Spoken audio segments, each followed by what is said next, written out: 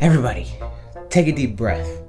It will be okay.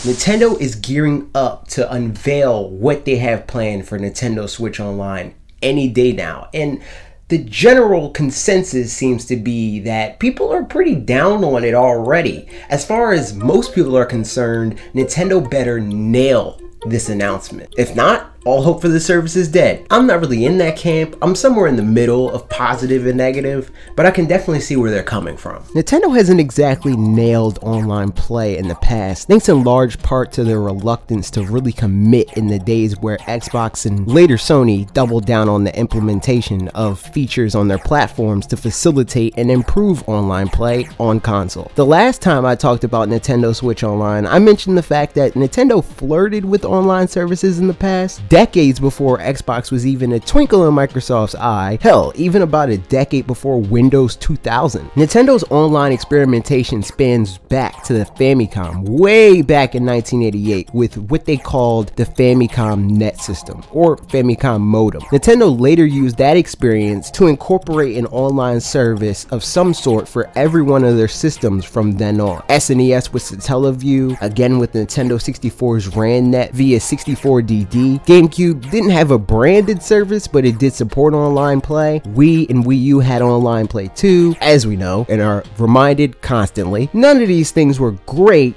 but none of these things required an international subscription model, and most of these things really didn't exist in a world where people had expectations for that market. And of course, the people that have grown accustomed to these services on console aren't the only people down on the potential of Nintendo Switch's online service. You have the PC players that feel entitled to free online play, which, while I can see where they get that entitlement, being that PC gaming doesn't require a fee to play online, I also disagree, because PC isn't one-to-one with console. Money isn't funneled to one company like it is on console, and no one entity is responsible for a cohesive online experience across the board. Paying to play online there would effectively kill that ecosystem, because every publisher would be charging for the service rather than a single OEM. But I digress. The point that many have, that I agree with, if we're going to pay for a service, it better be worth that dollar. The question I have is, what will happen if it's not? Will it affect Nintendo Switch's momentum? Spoilers, but keeping in mind Nintendo's history with online services, I can't really see Switch Online being good or bad having any real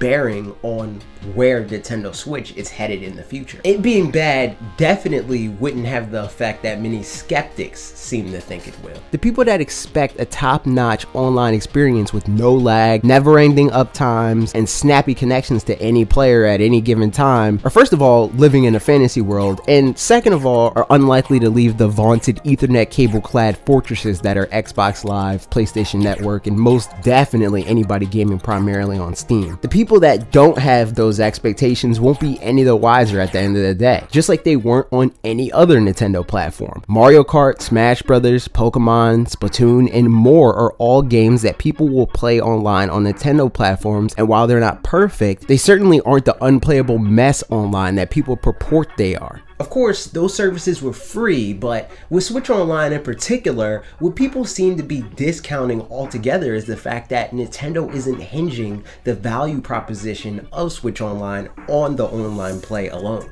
Even now. That's before considering the fact that, as it stands, the games that will be on offer alongside Switch Online will either make most bite the bullet no matter how little they want to, being the aforementioned Smash Bros, Pokemon, and possibly even games like Fortnite. Most people won't think twice before shelling out the pocket change per month to play these games. And we'll have players that ignore it altogether regardless of quality, because they prefer to play the games that Nintendo has prioritized up until now. Most of Nintendo's current marquee titles are single-player experiences, so you'd be hard-pressed to see the majority of people even considering Switch as is changing their mind based on the online service. Hell, PlayStation and Xbox don't even reach all of their users with their online services, and the vast majority of the games being released or planned on those platforms are some variation of games as a service. The most popular games like Fortnite, Call of Duty, Overwatch, or even Red Dead Redemption 2 will have heavy integration with each of those current gen platforms' online services. Why would it all of a sudden wouldn't be the case that Nintendo, of all companies, would be the one platform that has good online as a prerequisite to succeed. Sure, we'll eventually get more of those games in an attempt to sell people on the online service, but they won't dedicate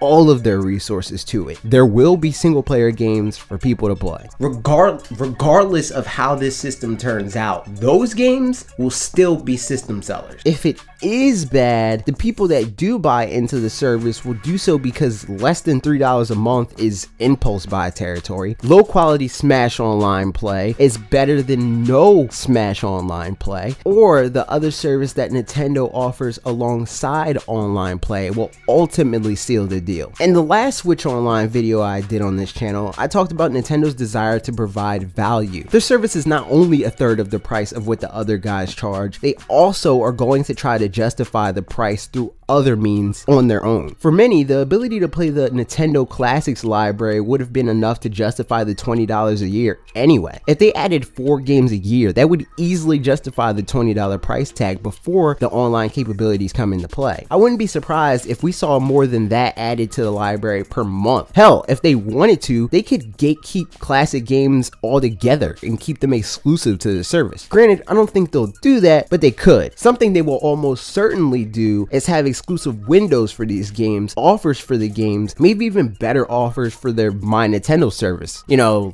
the gold points that you get back that everybody hates. I wouldn't be surprised to see them attempt to add more features that we have yet to hear of directly to sweeten the deal as well. There's been rumors of an achievement system. I can't see them wanting to make it a copy and paste affair. I'd imagine Nintendo wanting to give something more tangible for their achievements from the outset. Maybe that'll be their way to introduce stickers from Nintendo 3DS or the stamps from Wii U's Miiverse to Nintendo Switch. Maybe more themes. I can't imagine the themes we currently have are all they plan. The naming convention that's in place sure implies otherwise. Aside from that, what if cloud saving is tied to the service? I can't say for sure if it's still a requirement elsewhere, but I do recall cloud saves being an incentive for PlayStation Plus and Xbox Live Gold, at least from when they launched. Switch Online using that as an incentive wouldn't shock me. Of course, a lot of this would likely be introduced to the OS whether you pay or not, but Switch Online will almost certainly give a better version of whatever they end up offering in these areas. Nintendo's plan to try to justify the added expense to gamers, the games will be a big part of their pitch to us, but in the back end, the money will go to showing Nintendo that improving what is being offered in Nintendo Switch Online service is important. Stockholders wouldn't be happy to hear about how unhappy players are with a service that's now an additional revenue stream for them. Money will be their motivator. Aside from that, Nintendo is a company that's very clearly interested in reinvesting in their future. Whether Switch Online is a rousing success or a disastrous failing from the beginning, whatever they make from this service will undoubtedly go toward making it better. In the meantime, negative attention will go a long way to expedite that process. That goes for the other complaints as well, like Nintendo's voice chat solution. Provided a lot of those complaints are as widespread as a lot of gamers think, it seems to me that most people will passively pay for the service regardless, but if things like voice chat being an app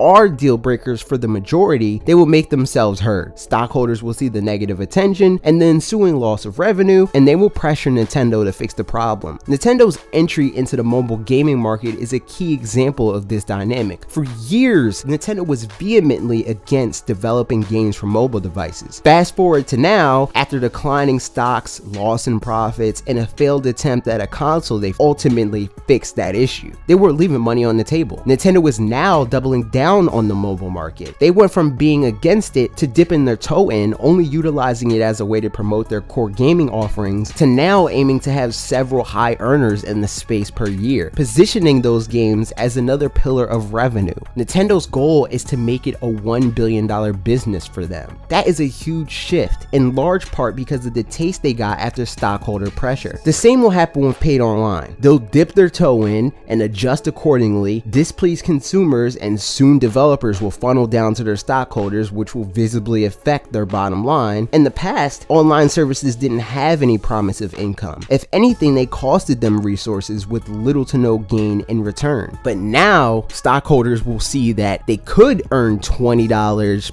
per year per happy customer, and now they're losing that potential revenue. With all that being said, I don't think Nintendo's service will suck. I certainly don't think it will be perfect. Literally nothing is the first time you try. Well, unless you're Nintendo and you make one of, if not the best open world games of all time on your first attempt, but again, I digress. Online gaming is a different animal. Even games from online gaming vets like Activision suck for the first few days. Time alone won't make Nintendo good at something they put no effort into until now. Other companies' R&D won't make them good at it either. They need to figure out how to have a robust online service worth paying $60 a year for, just like the other guys did. But those are my thoughts. What do you think? Are you excited for Nintendo Switch Online? Do you think they're going to fall flat on their face, knock it out of the park, or the more realistic somewhere in between? Let me know in the comments. And while you're down there, don't forget to like the video, share the video with a friend that is also curious about Nintendo Switch Online, to put it mildly. And don't forget to subscribe and ring the bell for more videos like this every Tuesday and Thursday at 4 p.m. Eastern Time.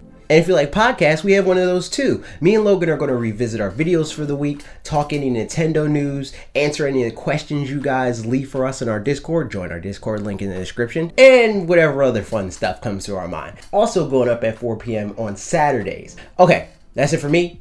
See you next week.